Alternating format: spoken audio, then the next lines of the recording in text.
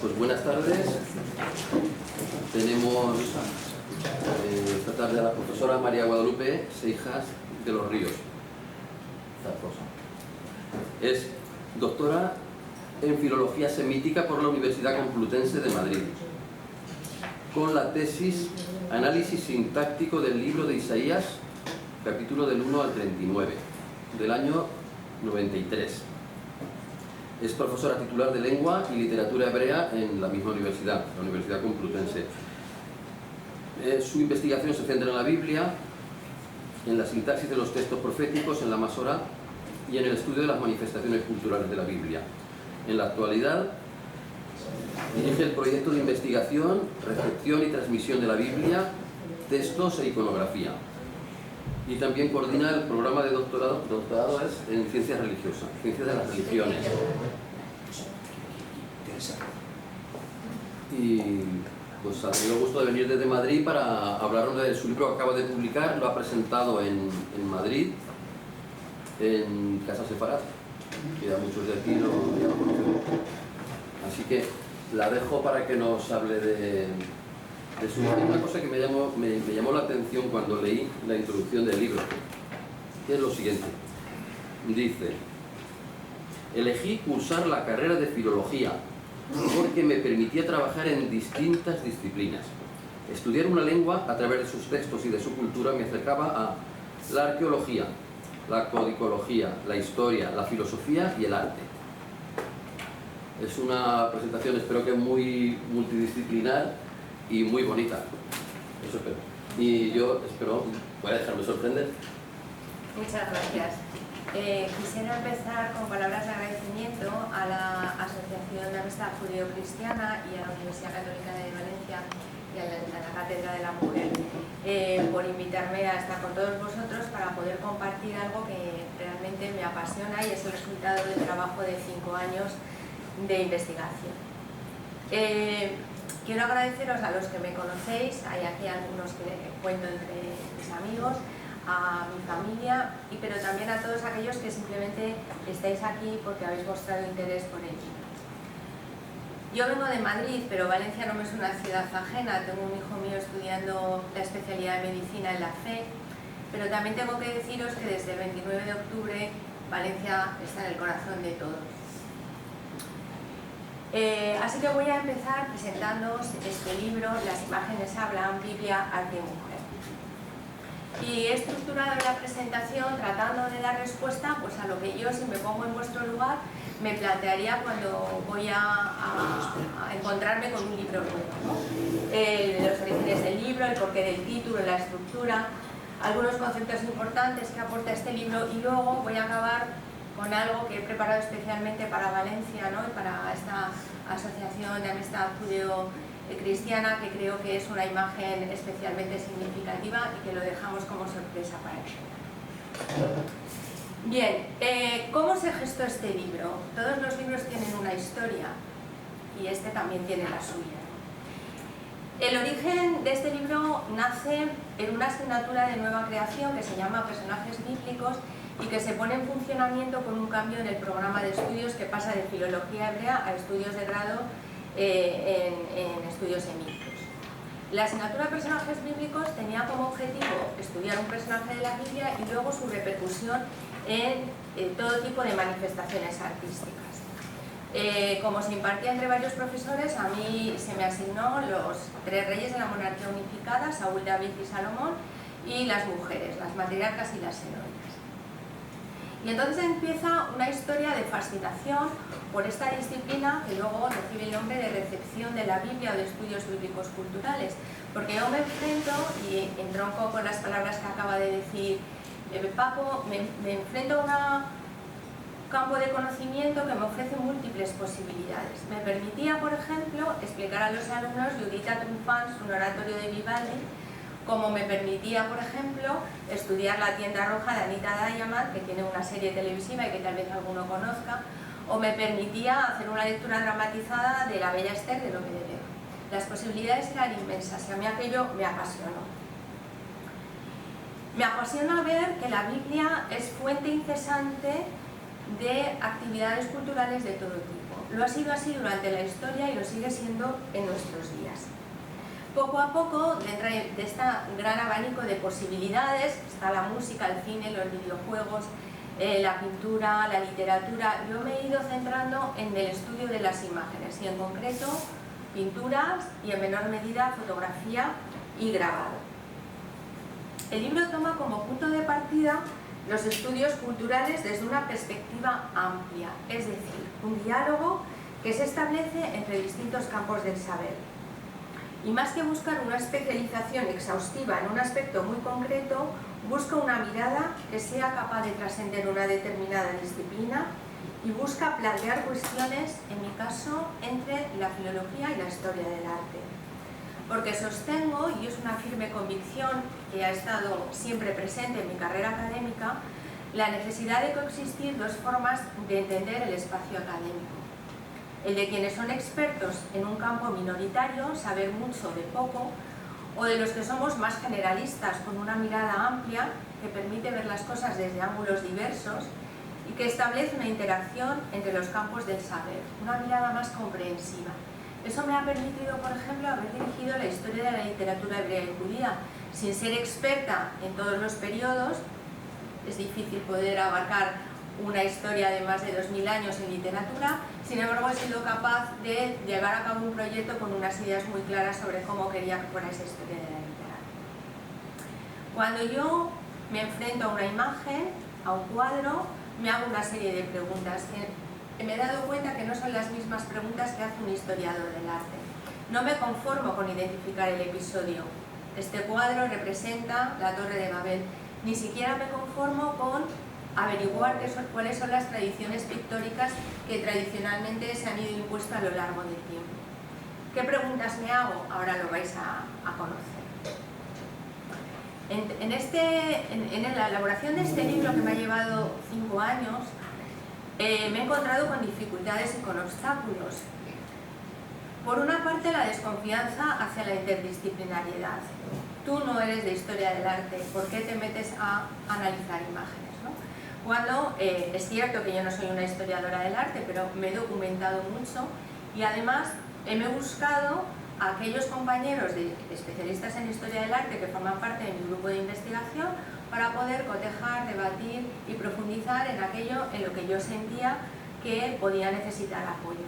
Y por eso creo que en este libro hay dos palabras claves: humildad, en el sentido de lo que acabo de decir, pero también ambición, el querer, ambición en el sentido positivo de la palabra, el querer salir de la zona de confort y abordar nuevas formas de trabajo.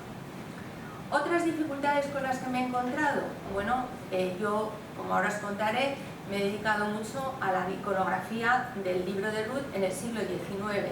Me ha costado muchísimo encontrar las imágenes, mucho más poder identificarlas debidamente y ya no os cuento el tema de los derechos de autor, porque todavía parte de las imágenes que aparecen en el libro tienen los derechos de autor vigente y me he tenido que convertir en una especie de Sherlock Holmes para encontrar los familiares que detentan los derechos y poder hacer las cosas pues como se deben hacer en el campo académico. Y por último, ha sido tal vez podría decir la palabra obsesión. Me preocupaba mucho que el libro no fuera un libro solo para expertos y para académicos, sí un libro riguroso y hecho desde los planteamientos de la academia, pero un libro que no se cayera de las manos, un libro que fuera atractivo de leer. No es tan sencillo encontrar ese registro, a veces en la academia estamos con una deformación importante, pero he puesto un empeño en este objetivo y espero, cuando lean el libro ya me dirán si lo he conseguido o no, pero haberlo logrado. Bien, las razones del título. Las imágenes hablan, Biblia, arte y mujer. Empecemos por el comienzo, las imágenes hablan. Y la imagen de la portada es esta, que es un cuadro de John Everett Millet de la segunda mitad del siglo XIX. El título del cuadro simplemente es Esther. ¿Por qué he elegido esta imagen? Fíjense o fijaros, si me permitís que os tutee, que Esther no está en su momento de esplendor, no está en el banquete ante Asuero, está quitándose pues, una especie de coletero que sujeta su cabello, tiene en la mano una corona y va a cruzar tras la cortina. Está pensativa. ¿Qué está pensando Esther? No lo sabemos, pero podemos intuir que se va a preparar para presentarse ante Asuero, ¿no? El rey Asuero solo admitía ante su presencia a aquellos que él antes había mandado llamar. Por tanto, Esther se va a presentar sin esa circunstancia y asume que puede incluso que su vida esté en peligro. Pero otra posibilidad es que ella misma esté reflexionando sobre el destino al que está abocado el pueblo judío si ella no interviene, la responsabilidad de afrontar su participación en alterar ese plan previsto para el exterminio, o incluso estar reflexionando sobre parece que en ese momento ya toma conciencia de hasta qué punto es judía y por tanto puede estar redescubriendo una serie de sensaciones y de percepciones que no conociera hasta el momento. Voy a poner algunos ejemplos para ilustrar esta idea clave del libro, que es las imágenes hablan. Estas imágenes que les voy a presentar ahora no están en el libro, pero les van a, digamos, a dejar en el camino de salida, ¿no? Este es una fotografía de Pablo Genovés, Cronología del ruido. Cuando yo veo esta imagen, creo que detrás de ella hay una historia que contar. No solamente hay unos cascotes y aquí, si perciben un resto de un misil o un proyectil bélico.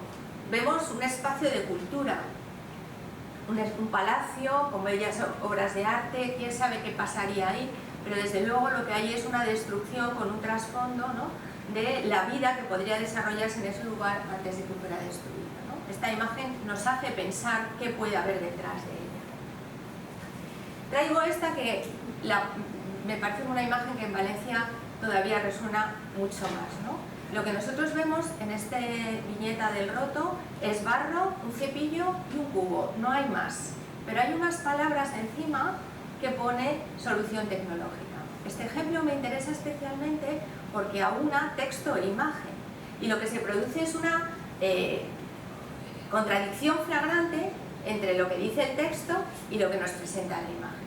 Pero evidentemente aquí en Valencia esta imagen tiene una fuerza inusitada.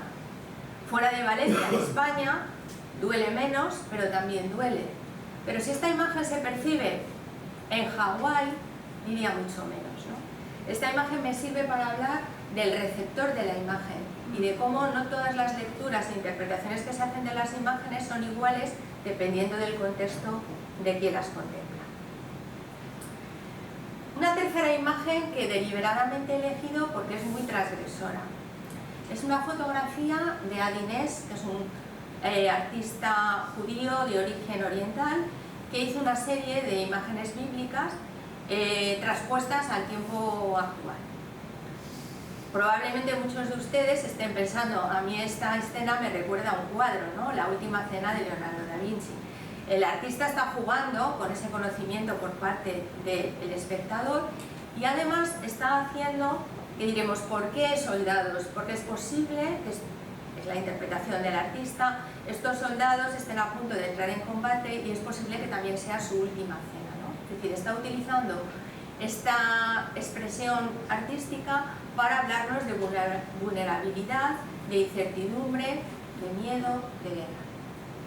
Por tanto, una aproximación que en este caso es transgresora. Y por último, voy a presentarles algo que es mi experiencia personal. Esta es una imagen de una fotografía de Nicholas Miller, que fue un fotógrafo húngaro que después de la Segunda Guerra Mundial se instaló en España y concretamente en Asturias. Y él fotografió la España de los años 50. Cuando yo vi esta imagen en una exposición, inmediatamente me acordé de un cuadro que ahora les voy a poner, ¿no? Porque ¿qué hay ahí? Hay una mujer, una niña, en torno a un pozo sacando agua. ¿Qué tipo de relaciones mentales establecí yo? Yo me acordé de este cuadro, de Murillo, Rebeca y Eliezer en el pozo, porque también hay cántaros, porque también hay pozo, porque también hay agua, ¿no? Y sirve un poco para expresar este tipo de vinculaciones o de manera de trabajar las imágenes que subyace en mi texto. Pero el título no acaba aquí, las imágenes hablan. Luego he puesto un subtítulo, Biblia, arte y mujer. Vamos a ir desgranando cada una de estas partes. Biblia. Además de libro religioso, y les recuerdo que yo vengo de una universidad pública, por tanto profesional, además del libro religioso, también puede y debe considerarse patrimonio de la humanidad y, por tanto, la Biblia también está abierto al mundo laico y no confesional porque utiliza un lenguaje simbólico y universal. En la Biblia encontramos arquetipos, estructuras y modelos que marcan la estrecha relación que existe entre texto sagrado y antropología y que, entre otras razones, explica el hecho de que la Biblia siga siendo un libro sugerente y fascinante. Así, un determinado hecho histórico pasa de ser un acontecimiento único y puntual a convertirse en experiencia y proyectarse a otros contextos y situaciones.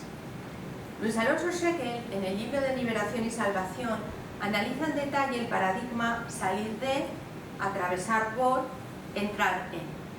Los israelitas utilizaron este modelo para enfrentarse a nuevas experiencias y descubrir su sentido.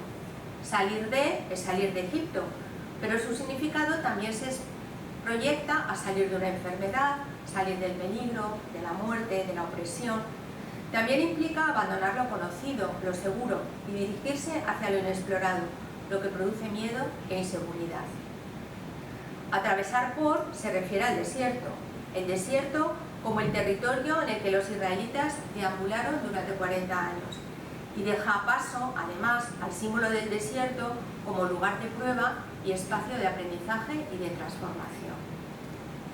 Entrar en Canaán, la tierra prometida, trasciende el concepto de espacio físico e incorpora la idea de entrar a formar parte de un grupo étnico o social. Entrar en, además, está asociado a la idea de adentrarse en, de traspasar el umbral, con todas las connotaciones que implica. La Biblia es un libro que se ha leído y se sigue leyendo de forma incansable. Un autor israelí fallecido en 2018, Aaron Appelfeld, que fue superviviente del Holocausto, decía en su libro Historia de una vida que la literatura es un presente en llamas, no en un sentido periodístico, sino porque aspira a otorgar al tiempo una presencia constante. La Biblia recoge las dudas e interrogantes que el hombre de cualquier época se hace a sí mismo, ya sea desde la religión o desde la filosofía. El propósito de la existencia, el problema del mal, el sufrimiento del inocente, el conflicto entre lo ético y lo legal, la cuestión de identidad que surge cuando vienen otros pueblos hacia donde nosotros vivimos. Como lectores y como seres humanos nos vemos reflejados en estos textos y nos identificamos con ellos porque tratan temas cuya vigencia es constante. Bien, es verdad que la Biblia no puede leerse como un libro de literatura contemporánea o actual, y es aquí donde los filólogos tenemos mucho que aportar, para explicar los contextos de los textos, la problemática que subyace, para explicar qué género literario se está empleando, cuáles son las convenciones que se están emergiendo del texto, qué tipo de expresiones son habituales y no nos dicen nada. A veces leemos un texto bíblico, conocemos todas las palabras y no entendemos lo que hay detrás, ¿no? Y esa es la tarea de los filólogos, saltar esa distancia temporal entre el texto en su origen y el texto en el momento en que el lector los afronta. Segundo apartado, arte. Mi investigación se centra en el campo de la iconografía y exploro la imagen como una forma de exégesis visual, siguiendo la estela de investigadores como Paolo Verdini o Thierry Dexon. Una exégesis visual capaz de enfatizar determinados aspectos del relato, silenciar otro o incluso modificarlos, permitiendo múltiples lecturas visuales. El artista no plasma una única posibilidad de relato, elige una de otras muchas posibles. El texto bíblico es muy conciso, es muy escueto en detalles, apenas nos da referencias sobre la apariencia física o psicológica de los personajes y solo lo hace cuando realmente es imprescindible para entender el relato que viene a continuación. Sabemos que Goliat es un gigante y el texto se recrea en ello porque si no es un gigante, la victoria de David no tiene la trascendencia que tiene. Pero si no es imprescindible, esos datos no nos lo va a dar el texto bíblico. Y los artistas encuentran en esos silencios un filón para recrear las escenas. El libro de Ruth, que creo que todos conocen, es la historia de dos viudas, una moabita y una israelita, que regresan juntas a Belén y se enfrentan a un futuro imprevisible y complejo. Pero hay muchas cosas que nos podemos preguntar y que no están en el relato. Por ejemplo, ¿qué tipo de relación había entre las dos nueras, entre Ruth y Orfa? ¿O por qué razón Ruth se siente tan ligada y vinculada con su suegra? ¿Qué han vivido juntas que hayan establecido esa relación de fidelidad? ¿O cómo fue la relación entre Boaz y Ruth? ¿Hubo amor? ¿Fue una relación platónica? ¿Fue una relación real, humana? ¿Se llevaban edad? ¿O no se llevaban, no había diferencia de edad entre ellos? Todo eso nos lo podemos preguntar al leer el texto y la Biblia no nos va a dar respuestas. Volvemos a las imágenes. Les traigo aquí una imagen que les confieso que a mí me impacta muchísimo. Es el momento en el que Orfa ya se ha marchado y Ruth y Noemí se dirigen a Belén. Nos encontramos a una mujer anciana con el entrecejo arrugado, con la mirada perdida, una mujer que acusa las dificultades del viaje. Previsiblemente el calor, ese viento sobre el que Ruth intenta mitigar a través de ese lienzo. Hay una mirada de Ruth compasiva, centrada en el cuidado del otro. Esta imagen desmenuza aquello que la Biblia simplemente dice: emprendieron el viaje de retorno a Belén, y nos permite adentrarnos en el mundo profundo y real de ese viaje de regreso. De nuevo una imagen de Adinés, que él transpone la realidad de pobreza de Ruth y Noemí cuando regresan de Belén y no tienen un varón que se haga cargo de ellas, con relaciona con la emigración y la penuria económica, ¿no? En este caso, lo que hace Adinés es una transposición del pasado bíblico a la realidad actual. Así que ya van viendo por dónde va esto de las imágenes hablan, pero para que las imágenes hablen hay que dejarles hablar, es decir, hay que escuchar. Hace falta una mirada atenta, lenta, pausada, para poder ser receptivos al mensaje. Una mirada, al menos la mía ha sido así, que vuelve una y otra vez a las imágenes para empaparme de ellas, para poder intuir lo que apenas está apuntado. Y aquí tiene que ver desde la ropa, desde los gestos, desde las miradas, a cualquier otro tipo de detalle. Mi investigación, por tanto, parte de esta observación detallada, donde el ojo se posa una y otra vez sobre la imagen. El óleo, el grabado, la fotografía, yo entiendo que interacciona con el espectador, en este caso que nos habla. Una interacción de alguien que conoce en profundidad la Biblia y que establece un diálogo entre el texto escrito y la imagen que veo. Una cuestión importante que ocupa mucho de este libro es distinguir entre el contexto de la creación, el contexto en el que surge esta obra, siglo XIX o el siglo XX, y el contexto de nosotros, personas que vivimos en el siglo XXI, con un contexto concreto, con unas preocupaciones, con unas demandas, con unas preguntas que proyectamos sobre el texto. Pero además las imágenes pueden tener una resignificación, y voy a traer un ejemplo que no tiene nada que ver con lo de este libro, pero que sí es muy significativo. La plaza de Tiananmen, en China, en Pekín, fue durante mucho tiempo símbolo del poder imperial y después del poder comunista de Mao Zedong. Y sin embargo, a partir de 1989, con las manifestaciones que hubo en aquella plaza, este lugar se resignifica y pasa a ser un lugar que se asocia con las palabras libertad y democracia. Por tanto, las imágenes pueden ir cambiando en su forma de ser interpretadas. Ahondemos un poco más en la cuestión de la mirada. Pablo Dors, en su libro El estupor y la maravilla, dice lo siguiente: ahora solo acudo para agradecerle lo que ha hecho por mí, enseñarme a mirar. Sí, este pequeño niño me ha enseñado a mirar, o por decirlo mejor, a no cansarme de mirar. Cuando algo fatiga es que aún no se mira bien. Quien se cansa de mirar algo no está todavía dentro de lo que mira. Por eso precisamente se cansa. Después de mirar algo adecuadamente, ya no podemos ser los mismos. Después de mirar algo mucho tiempo, no podemos sino cambiar de vida. Porque la mirada, y esto es lo importante, tiene la capacidad de cuestionar, de transformar. El poder de la imagen, por tanto.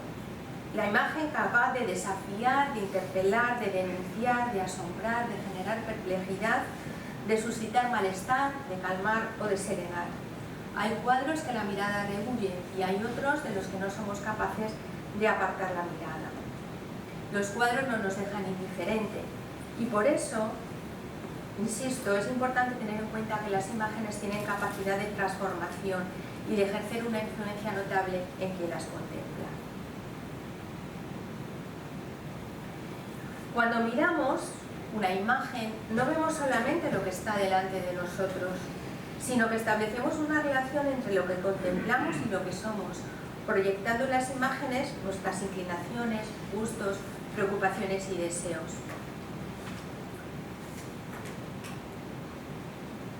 Y vamos a la última de las palabras del subtítulo, mujer. En la Biblia las mujeres han recibido poca atención. La exégesis reciente y en especial la exégesis feminista ha querido rescatarlas del olvido, visibilizarlas y ponerlas en valor. En general son personajes necesarios para el desarrollo de los acontecimientos, pero no se han considerado importantes en sí mismas.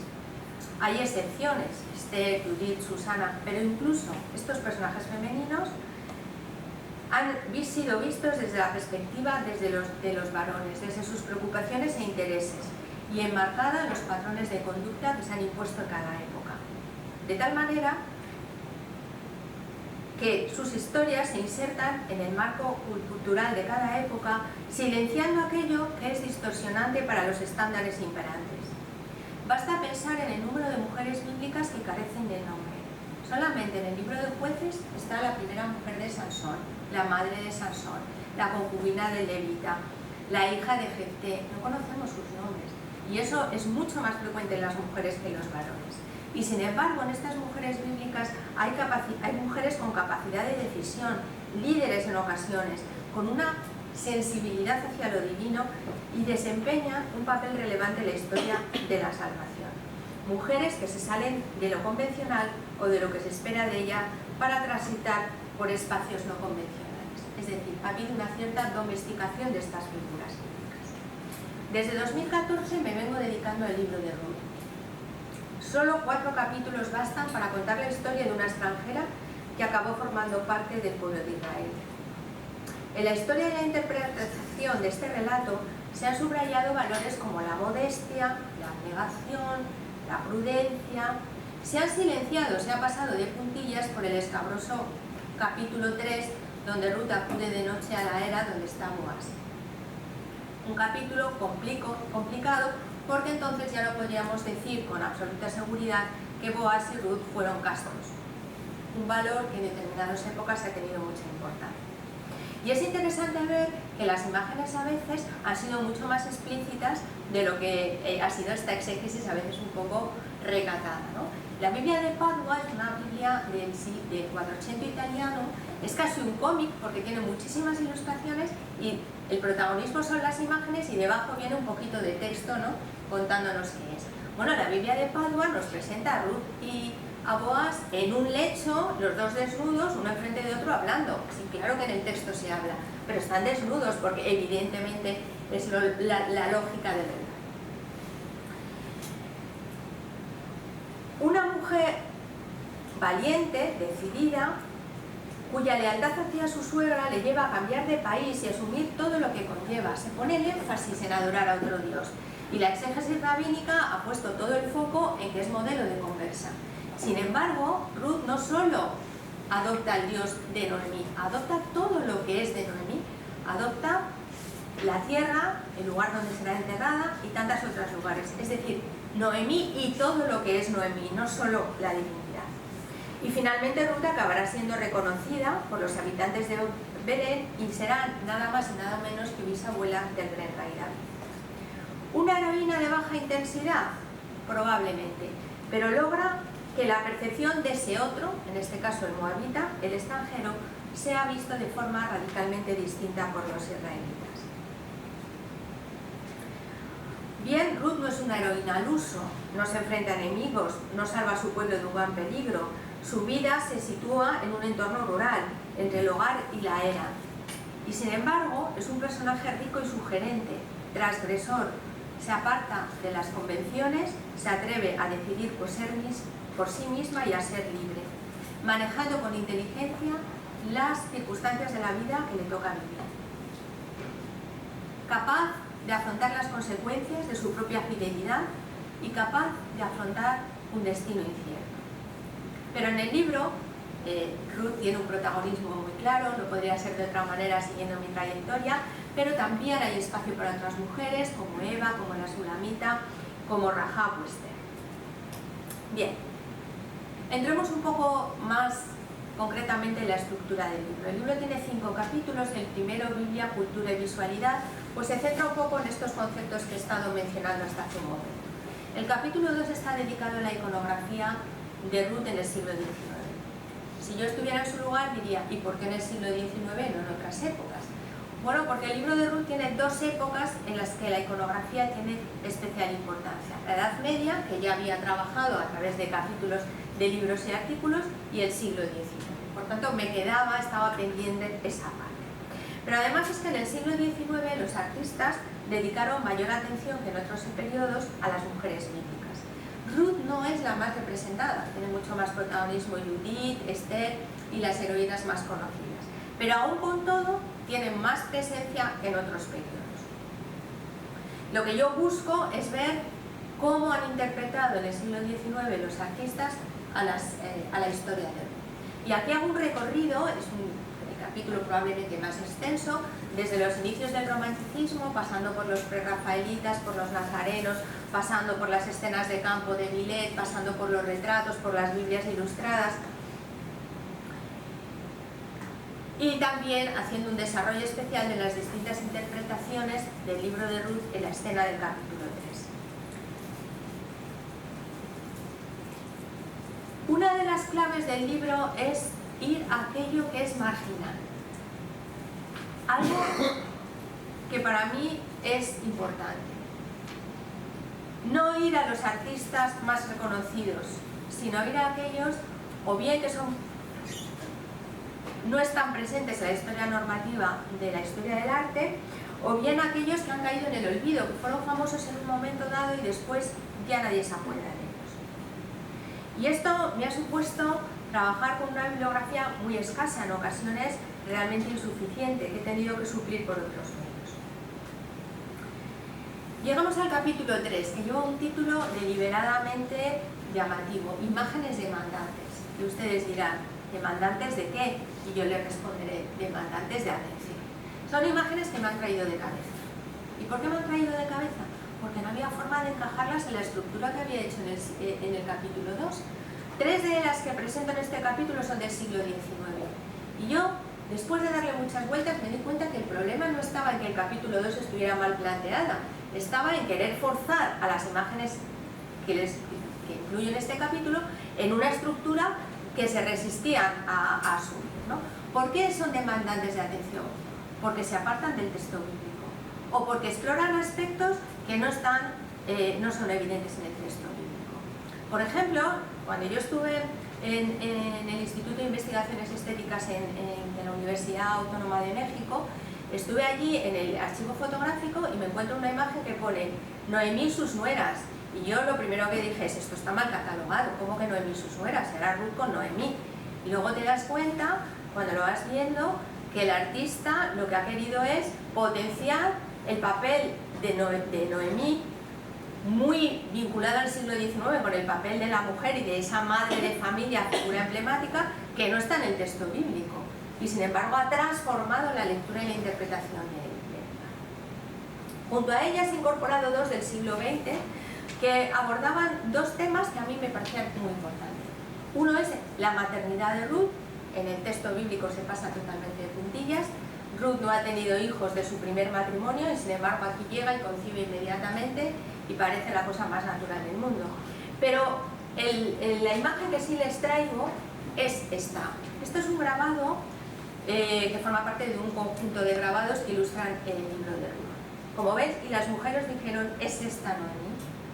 Es cuando regresan a Belén y todo el mundo dice, pero esta Noemí no es la que se marchó iba pletórica, llena de vida, con su marido, con sus hijos, y esta mujer vuelve vencida por las circunstancias.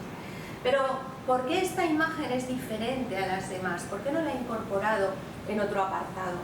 Si se fijan, existe toda una estrategia por parte del artista para focalizar la atención de la mirada en estas dos mujeres, ¿no? Esas dos mujeres están fuera, están lejos, están en el exterior, están agachadas, están vencidas por la adversidad y los habitantes de Belén lo contemplan. Pero el artista ha establecido una estrategia según la cual la fila que está más cerca de nosotros nos atrae hacia ella, es decir, nos convierte a nosotros también en espectadores. ¿En espectadores de qué? Del dolor ajeno.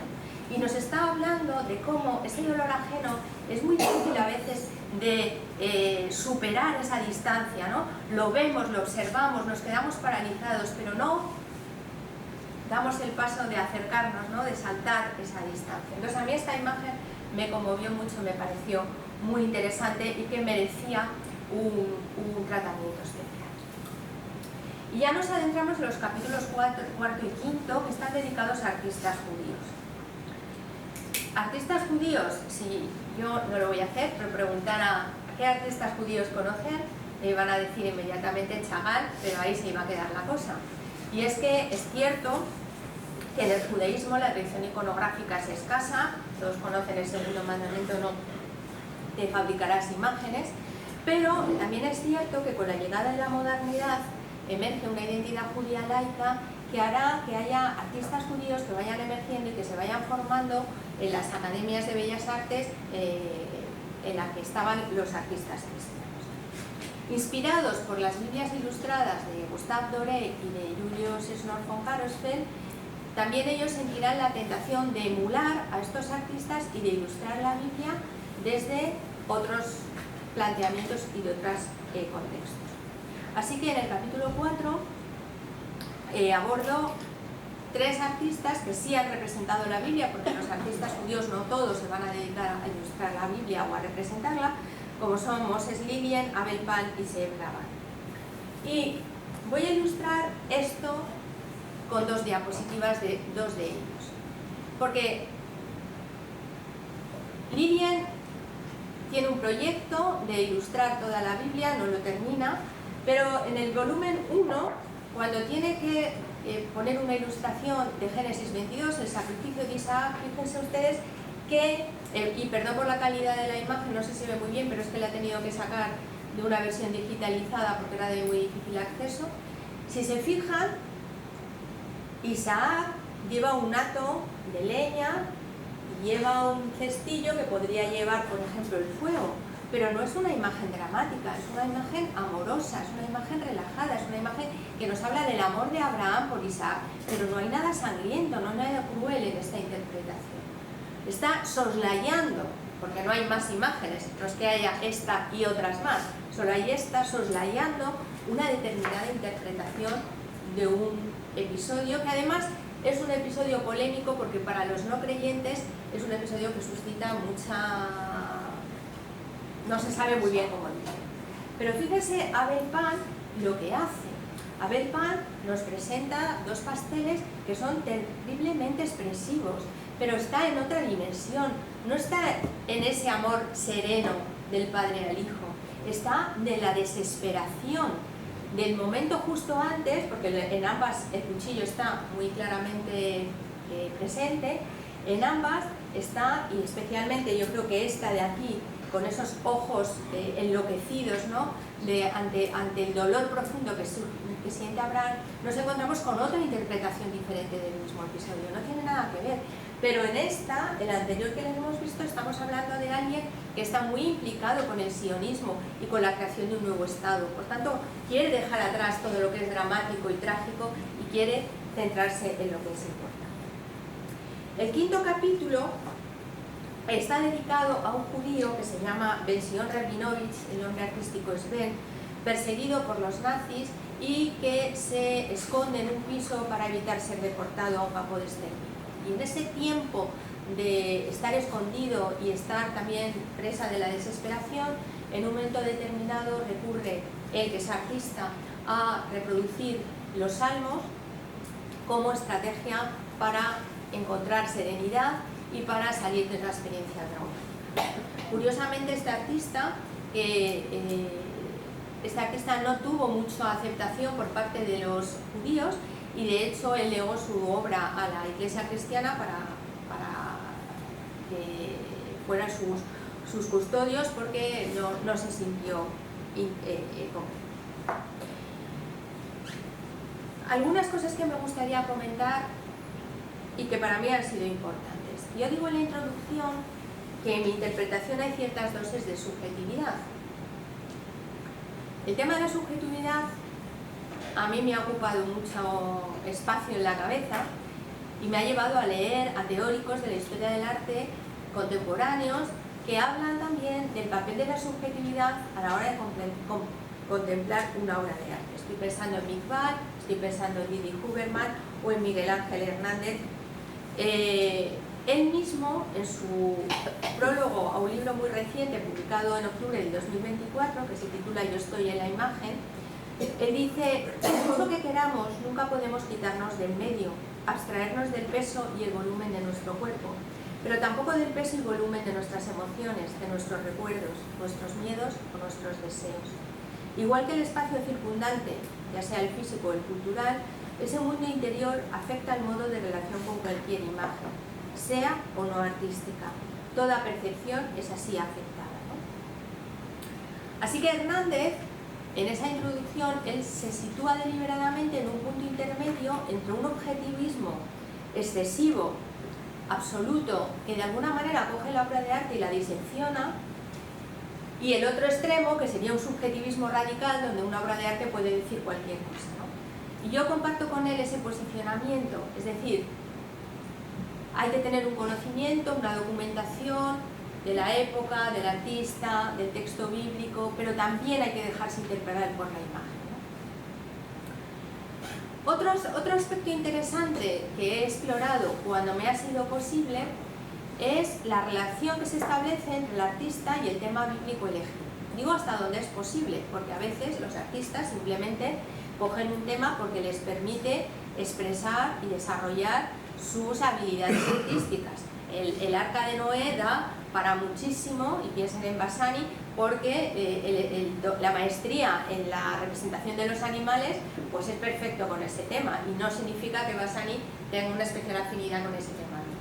Pero sí ha habido ocasiones en que ha sido posible. Por ejemplo, el pintor nazareno Overbeck, que siente una especial afinidad con la historia de Ruth y Boaz, porque él ve que es un poco el alter ego de la historia que él tiene con su prometida niña, ¿no? O, por ejemplo, la relación que tiene Millet con las escenas de campo de Ruth, porque él estaba muy implicado con la situación de desprotección social y las condiciones de penuria de los agricultores franceses.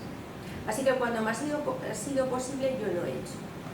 Pero también es verdad que los cuadros bíblicos son muy del gusto de las grandes academias artísticas del siglo XIX, como los temas mitológicos. Entonces muchas veces no hay que buscar tres pies al gato, porque la razón es mucho más evidente. También es verdad que hay épocas en las que un determinado tema bíblico tiene especiales resonancias. Y les pondré un ejemplo menos conocido: la historia de Caín y Abel en México en la segunda mitad del siglo XIX tiene muchas resonancias, porque les recuerda a las luchas fratricidas entre conservadores y liberales que se están produciendo en ese momento, que les abocan a una guerra civil.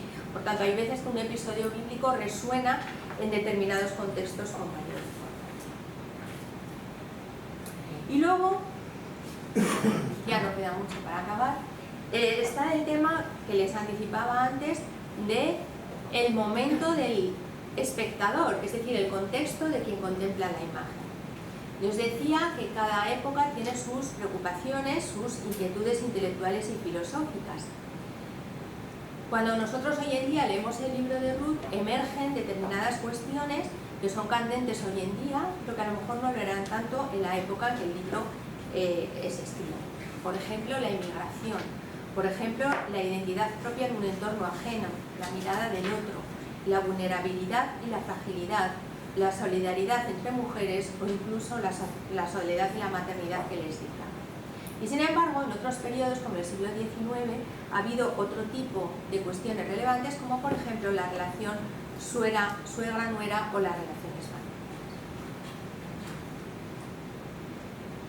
Una última pregunta.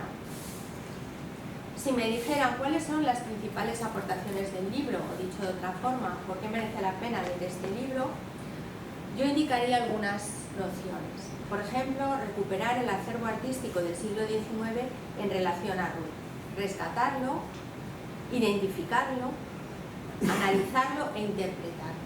Y además incorporo al final de este capítulo 2 un apéndice con todas las obras que he localizado e identificado con la intención de que el que quiera seguir trabajando en este tema pues no tenga que pasar por las penurias que he pasado yo y sirva un poco el trabajo realizado. Otra aportación es ese diálogo entre texto e imagen, entre Biblia y representación, un diálogo fértil, sugerente y dinámico. Entendiendo que es una interpretación visual, entre otras muchas posibles. Una tercera idea sería entender la exégesis visual como una herramienta para profundizar en la comprensión de la Biblia. Si piensan, por ejemplo, en la imagen que les he puesto al principio de Ruth, la que tenía el lienzo sujetándolo, si esa imagen les ha impactado, probablemente cuando ustedes vuelvan a leer el libro de Ruth, esa imagen seguirá presente, es decir, está enriqueciendo la comprensión del texto. Y por último, bueno, mostrar la potencia y vigencia de la Biblia como generador de cultura. Y por último, el haber incluido autores judíos que son de difícil acceso, con una bibliografía cuesta mucho encontrar, a veces en hebreo, que no es accesible al público en general. Y ya sí voy a acabar y voy a ir a la sorpresa que les tenía, que les había dicho al comienzo de la presentación. Y voy a hablar de la historia de Sara y Agar, este cuadro de Rubens que representa Génesis 16 y que siempre hemos hablado de la historia de Sara y Agar como de una historia problemática y conflictiva, y al menos así nos lo presentan Génesis 16 y Génesis 21. El tener un hijo de Abraham hace que Agar tome conciencia de su importancia y por consiguiente la relación jerárquica que había existido hasta entonces entre las dos mujeres se rompe. El embarazo de Agar supone la amenaza de una posible pérdida de estatus para Sara. Por otra parte, en este conflicto se detecta cuál es el papel que el grupo en el que están viviendo asigna a la mujer. La capacidad de tener hijos, especialmente hijos varones, es la función que la sociedad patriarcal asigna a la mujer. Se le valora en tanto en cuanto contribuye a la continuidad del grupo, a través de la descendencia. Sin embargo, la relación entre Sara y Agar se puede ver desde otro ángulo, desde las semejanzas y puntos de contacto que hay entre ambos personajes. Porque las dos están exiliadas en una tierra extranjera y lejos de su cultura. Sara salió de Ur, Agar salió de Egipto. Porque las dos comparten al mismo hombre, Abraham. Porque ambas tienen un único embarazo y dan a luz a un hijo varón. Porque a las dos Dios se les comunica que serán madres de un pueblo. Es decir, pese a lo que estamos acostumbrados a pensar, la historia de Sara y Agar está mucho más próxima de lo que parece. Y ahora sí, les voy a traer una imagen de una artista judía, nacida en la India, que emigra muy joven a Estados Unidos y que trabaja sobre todo el wash y hace una serie con muchos personajes bíblicos y no bíblicos, del cual he tomado esta imagen que les voy a mostrar en un momento, que la serie se llama Finding Home, ¿no? Encontrando un hogar, ¿no? Y habla de identidad, habla de migración, de maternidad y de arte en la sociedad. Y hace un wash que ella titula Beloved, ¿no? Amadas, ¿no? Y es esto. Bueno, sí, no es la última versión, pero quédense con la imagen porque yo les voy a contar el contenido, ¿no? Y fíjense que tenemos un cuadro que tiene una cenefa, ¿vale? Aquí no sé si lo perciben, hay unas granadas, aquí hay una pistola, aquí hay un fusil, aquí hay más granadas, ¿vale? Todo esto está rodeado de soldados que llevan, los soldados están aquí personas que llevan atados explosivos, aquí tenemos una cámara de vigilancia, todo esto es el contexto. Y aquí tenemos dos mujeres, una lleva kipá y filacterias y otra lleva hojilla. Las dos llevan una areola. Y aquí abajo no hay duda de quiénes son, porque está escrito en hebreo Agar y Sara. Es decir, en este caso no es que podamos decir, bueno, quién sabe lo que es, ¿no? La artista lo ha especificado.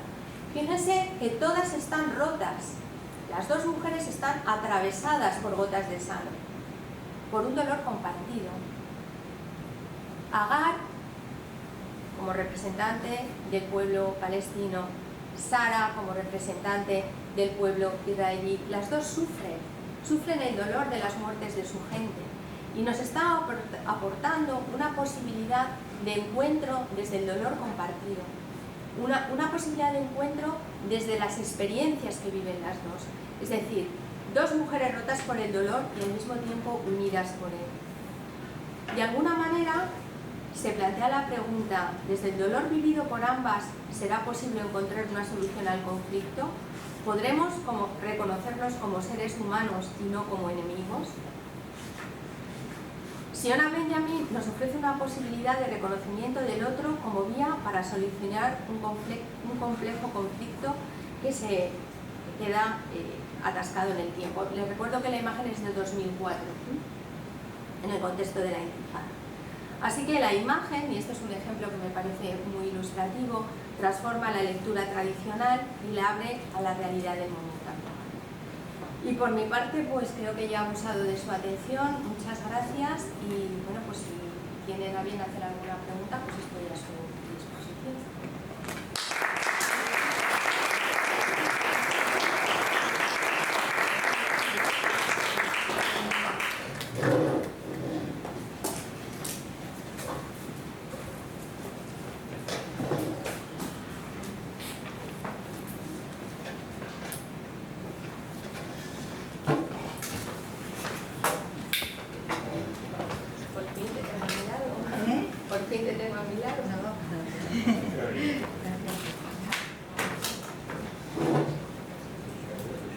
Bueno, a ver si ahora otra media presentación.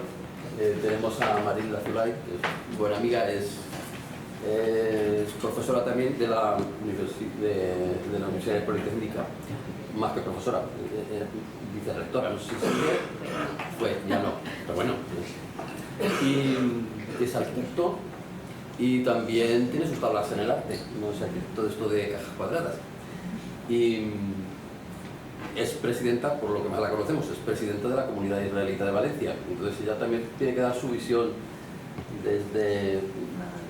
Son imágenes de familia, ella las ve desde su ángulo. Y no sé, yo le doy la palabra ahora para que ella haga las preguntas o las consideraciones.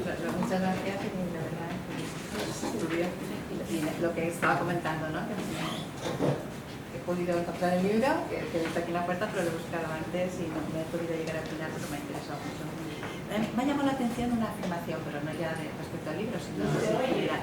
Que me ha llamado la atención una afirmación que ha hecho hoy, que hace y que mucho del libro se basa aquí en ello, que es cuando dice, y lo dice, lo voy a leer, dice, el libro de Ruth es una novela breve que con frecuencia ha pasado desapercibida o ha suscitado poco interés, lo que me animó a emprender su estudio desde la perspectiva de los estudios bíblicos culturales, ¿no?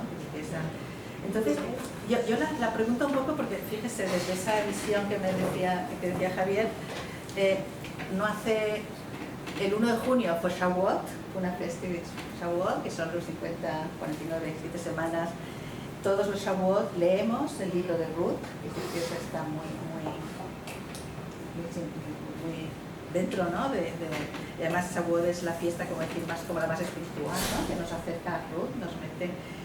Y además también de algún modo define la esencia en esa obstinación, en ese, que simplemente el trocito que quería leer, ¿no? Donde quiera que tú vayas iré yo, donde quiera que hayas de vivir viviré yo, tu pueblo será mi pueblo, tu Dios será mi Dios, donde mueras moriré yo, ¿no? Entonces la pregunta simplemente era, a mí me ha chocado saber hoy que es desconocido el libro de Ruth, ¿por qué? ¿A qué lo achaca más que nada? ¿O a qué? Vale, desconocido no quiere decir que no se lea. Lo que quiero decir es que muchas veces hay una lectura marcada por la tradición sin dejar que el libro hable por sí mismo. Acabas de mencionar a donde tú vayas, viviré tu tramo. Ese texto siempre se pone, lo decía hace un momento, siempre se pone el énfasis en Dios, no se pone el énfasis. ¿Quién pone el énfasis en que esta mujer lo deja todo, siendo una extranjera, para ir a un lugar que desconoce, que además es viuda? Las viudas israelitas sí podían demandar, quiero decir, tenían derecho a una solidaridad por parte de su grupo, pero las viudas moabitas no eran nadie. Entonces, sabemos que la historia acaba bien, pero cuando se toma ese punto de partida, Ruth no sabe qué va a ser de su vida. Ruth sabe que va a un lugar extranjero donde no va a recibir la benevolencia, donde es moabita, o sea, en palabras del siglo XXI, una mujer de casquivana, que se puede esperar cualquier cosa desde un punto de vista sexual. Todos esos estigmas los arrastra Ruth y llega a un lugar sin saber cómo, solo motivada por la adhesión hacia otra persona. Entonces, realmente nos habla la tradición, la exégesis cristiana y judía de la castidad, de la obediencia, de las virtudes familiares, de la conversión, pero no de la transgresión. Es decir, es una heroína domesticada, dulcificada, adaptada a las convenciones de muchas épocas. Yo creo que en ese sentido, claro que en el judaísmo se conoce la historia de Ruth, pero creo que toda la exégesis rabínica no va por la línea que estoy hablando yo, va por otros derroteros.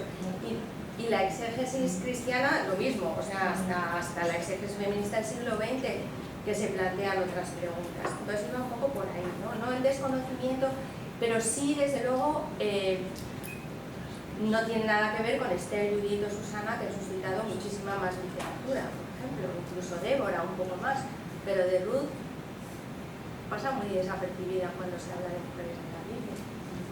Puede que en el judaísmo me estéis diciendo que no, pero insisto que la interpretación del judaísmo pues va más por la línea de la conversión y de otros aspectos, no tanto por los de la transgresión. Bueno, también es importante la frase, creo que está en el libro, cuando llega a las puertas de la ciudad, la de que Dios te haga como a Raquel y Lea, aquellas que edificaron el pueblo de Israel. Eso es el capítulo 4. Exacto. Pero eso es cuando ya ha concebido. Pero también concebido. está el reconocimiento de las mujeres como las que edificaron el pueblo de Israel, el reconocimiento que la lectura a veces también depende de esa exégesis de donde se... Pero eso no cambia lo que estoy diciendo, porque verás, cuando ese reconocimiento es cuando ya es madre, ¿no? Ya es como el decir, sí, ya eres parte del pueblo de Israel. No de ella, sino también de anteriores. La vinculación con las anteriores. Y el reconocimiento de que las anteriores son también edificadoras. Sí, pero yo creo que lo que como es las que edificaron. Sí, pero la vinculación con Raquel y con Tía, desde mi punto de vista, va en la línea de yo te pongo en contacto con el pedigrí, más pedigrí de las madres de Israel. Dios te haga, Dios te haga. Bueno, da igual, que es una cuestión de interpretación, lógicamente, pero en ese te haga no es desde el punto de vista. Pero de todas formas, ¿a qué achaca ese desconocimiento cuando no existe? Que era la pregunta un poco, cuando no existe, como dice en el caso de Esther o de bueno, pues porque Esther y Judith han sido mujeres muy atractivas para la historia del arte. Pero daba mucho más juego. Había una parte muchas veces erótica que ha sido el motivo por el que muchas veces se ha representado a las mujeres bíblicas. Y entonces ahí en ese tema lo de Ruth queda muy traído por los pelos. En el capítulo 2 algo hablo, porque los retratos de Hayet van por esa línea, pero es una excepción absoluta. O sea, el libro de Ruth no da tanto juego en ese sentido. ¿Se sonrió también? Yo no quería acaparar las preguntas. Luego también otra pequeña cuestión que iba a comentar, es verdad, efectivamente ha hecho relación respecto a la representación de la imagen. Sí que es verdad, efectivamente, la representación, bueno, pero en el sentido de que la cautela ha mandado, la cautela y sobre todo en el ámbito religioso. Pero toda la saga Dot, toda la sinagoga de Buda del siglo III, todo tiene que la imagen está presente. Que ha sido la cautela, no la prohibición, ¿no?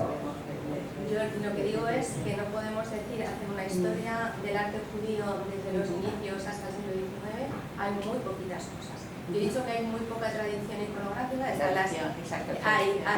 hay en las sinagogas, los eurocos, en los zodiacos, los mosaidos, etc., pero hay poca cosa, y las agadot muchas veces no son figurativas, son muchos. Las hay figurativas, pero hay otras muchas que no lo son. Y las Megilot de Esther son ya muy tardías. Son muy tardías. Sí, no, pero me refiero a la no prohibición, que muchas veces se ha interpretado mal o se ha interpretado distinto desde la tradición judía, se ha interpretado distinto que no es prohibición.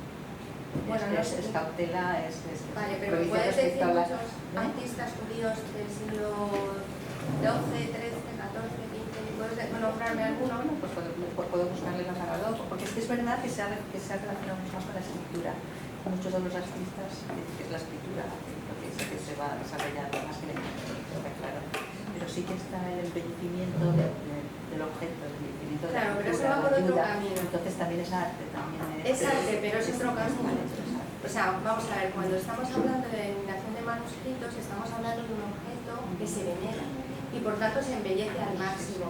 Pero estamos hablando de eso, no es arte desgastado de la iluminación del manuscrito, por eso yo creo que no es exactamente lo mismo.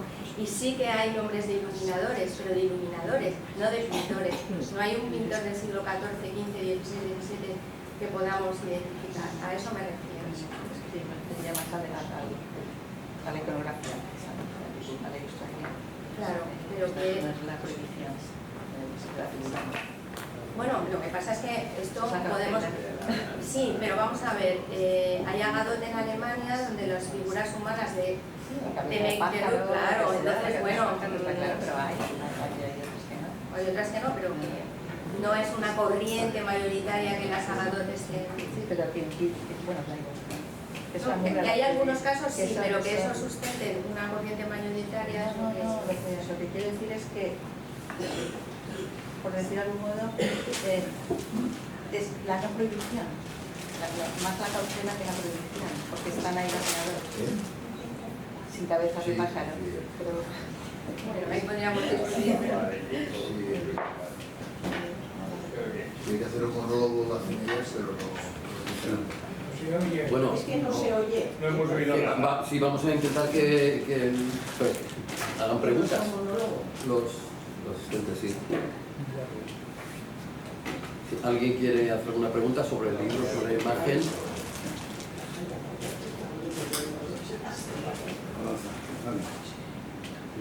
Sí.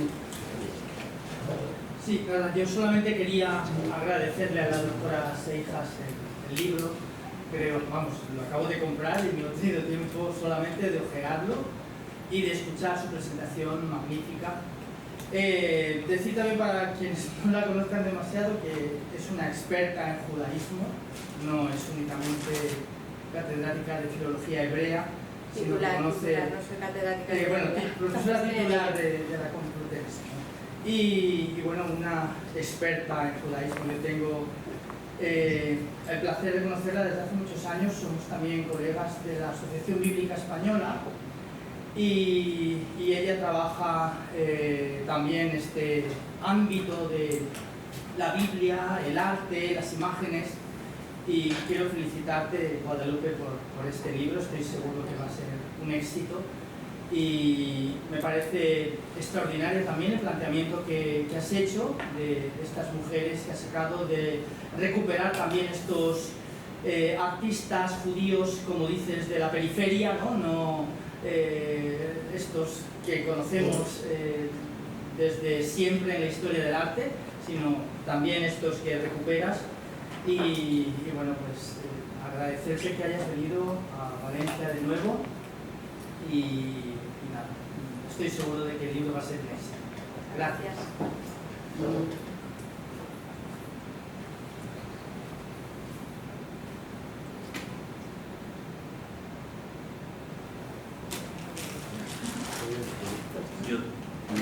yo no la conocía a usted, y la verdad es que la explicación inicial que ha dado me ha gustado también el aspecto de que desde la filología, o sea, desde el lenguaje, desde la comunicación, me ha parecido muy novedoso llegar al arte y a que me comunica el arte y relacionado con la Biblia, ¿no? Entonces eso me parece, bueno, algo que me ha resultado muy atractivo, vamos.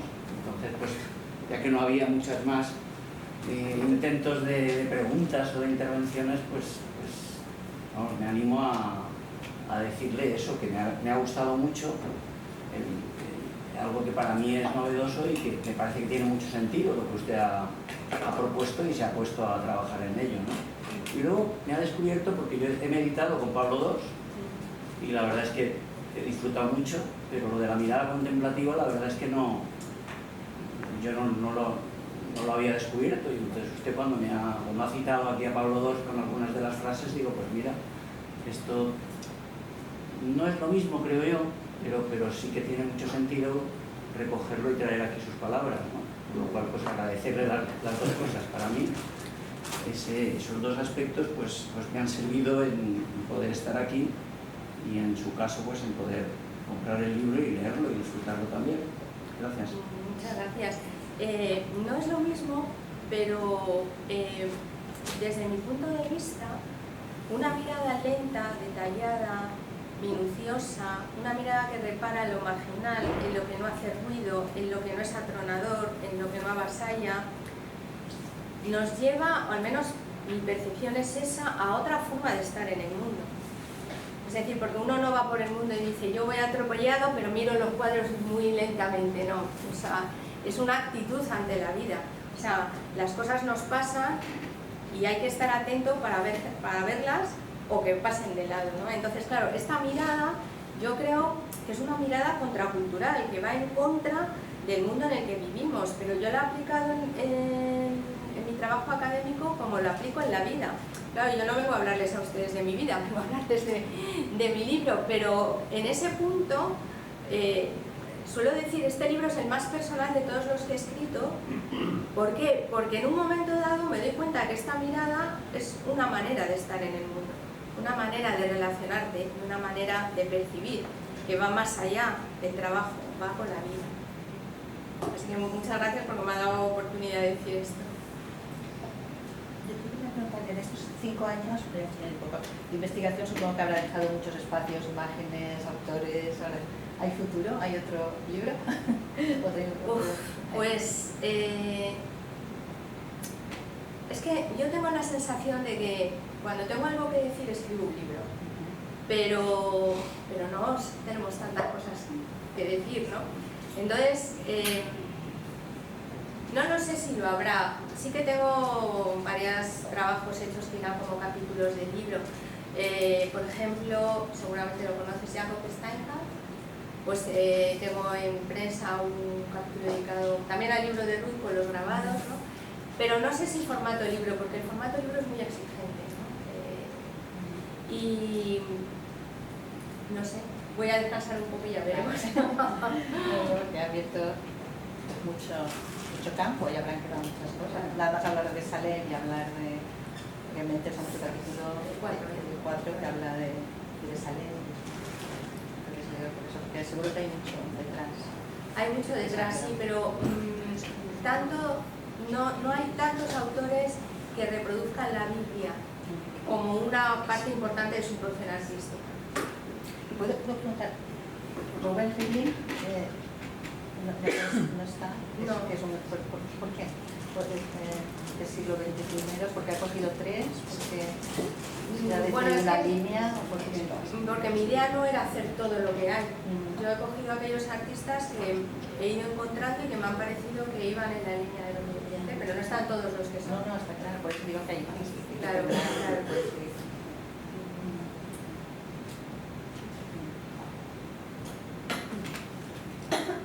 Sí, primero felicitar a la profesora Cejas, porque el libro lo que he ojeado me parece muy interesante y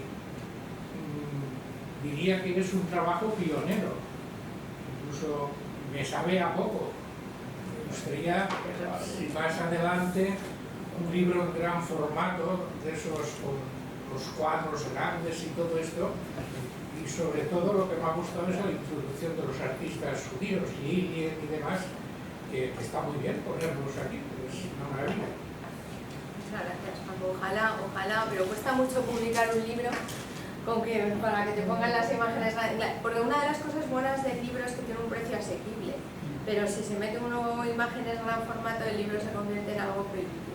Habría compradores, seguro. Pero no sé si lo suficiente. Pero alguna edición así especial, ¿no? ¿Alguna edición de alguna fundación del Consejo? Aquí está el Consejo de Arquitectura, o el Centro Separado. No lo digo porque se echa, es lo que dice Paco y por eso preguntaba, se echa no en falta, sino apetece, ¿no?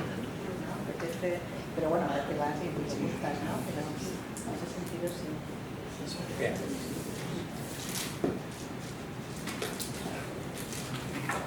Una pregunta más, ¿no? Yo tendría que acabar por el principio, agradecido a la Cátedra de la Mujer, que es la que nos ha preparado esta sala y la que nos ha dado la posibilidad de estar aquí esta tarde. Y que, no sé, igual tendría que haber tenido más presencia, creo yo. Hoy el tema era la mujer. Entonces me dicen, ¿y tú qué haces en la mesa? Eso digo yo. Pues presentando y ya está. Entonces, pues agradecido a la profesora que nos ha mostrado su libro, ahora lo tendremos que leer. Y los libros abren caminos. Ojalá. Y sí, es la forma, bueno, hay forma que te lo digan oralmente, pero si te lo dicen por escrito lo tienes en mi casa, lo puedes repasar. Y hay palabras que te llegan años después, que no las viste y un día tienes un libro ahí y lo abres y dices, este libro ya lo vi hace 20 años y no lo había visto hasta ahora. Los libros son un misterio, ahora que ya los libros parece que van a desaparecer, yo creo que no, es imposible. La tecnología es la tecnología, pero los libros es la transmisión de la cultura y siguen siéndolo. Y por lo jodido de esto sabe un poco.